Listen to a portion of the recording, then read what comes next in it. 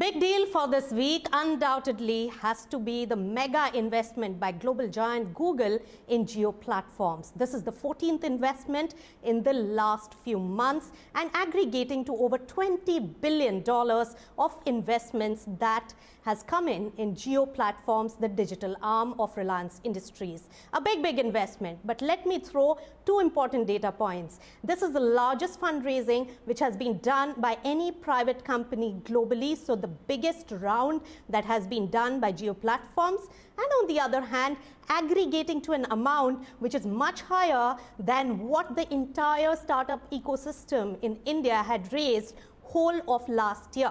So that's an important deal and an important also landmark to really track in the digital evolution of India. All right, so to put all that into perspective, I have two experts joining me, Karan Sharma of Avendus Capital as well as Mihir Shah of Media Partners Asia. Gentlemen, so good to have you on CNBC TV 18. Karan, since it's a big transaction, a big deal, you're from the iBanking side, what does this really mean? Does it create euphoria, or a lot of the startups ecosystem will be found wanting now? Sure, Nisha, I think it has been a digital juggernaut.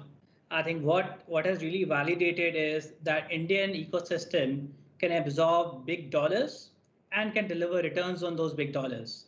I think that is the bottom line for me, and which means that this large amount of capital is going to really fuel the growth of the Indian digital ecosystem, and all players will really benefit in a systemic way. So at the bottom line, for global investors, India is on the radar. Jio Platforms becomes the second most valued private company, just shy of ByteDance. And that is a very big validation. And we believe for the entire ecosystem, this is really going to set the trail from here on. All right, so set the stage actually and put also India on the global chart when it comes to the digital evolution. But Mihir Shah, you and your company have been focusing on the entire technology, telecom and media space. Now with the content also coming into play, how do you see the global Google investment in Jio Platforms to be helping the company in a strategic manner? Of course, they have said that cheaper smartphones will be made, but do you see more strategic intent going forward, and how will it really benefit both these companies?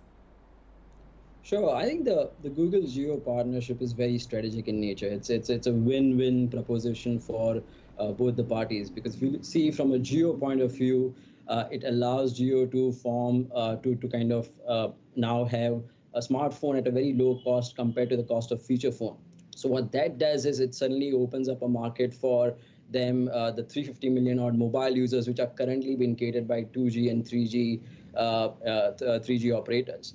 And if you look from Google's standpoint, it allows it to further deepen its penetration of the Android operating system and the entire suite of Google applications into India. So this is very much in sync with Google's own global ambition to reach the next billion users globally. And yeah, I mean, another big part of the deal is the $4.5 billion fund infusion coming into Jio. So now that gives Jio a significant war chest to now take on competition in a big way. Right, taking on competition, but we talk about competition as well as collaboration. There are three big players who have become strategic partners with Jio, with Reliance Industries at different levels, is Facebook, Microsoft, as well as Google. So Mihir, help us understand, how will this all pan out? They are global competitors, but they collaborate and invest in the same company. In fact, FANG stocks investing in the same company is actually a rarity.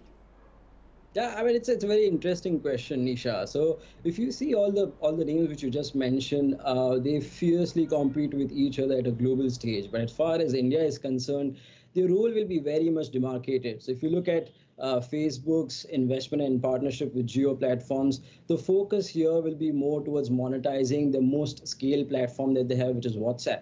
And the focus here, again, will be in the commerce and the payment segment. The partnership with Google will be more about really kind of on the devices and the operating system front. And really getting some of the low-end users onto the digital ecosystem. Microsoft, on the other hand, is definitely an enterprise partner for Jio and for offering cloud solutions. So I don't see any conflict of interest between different stakeholders as a part of one common platform, Jio Platforms.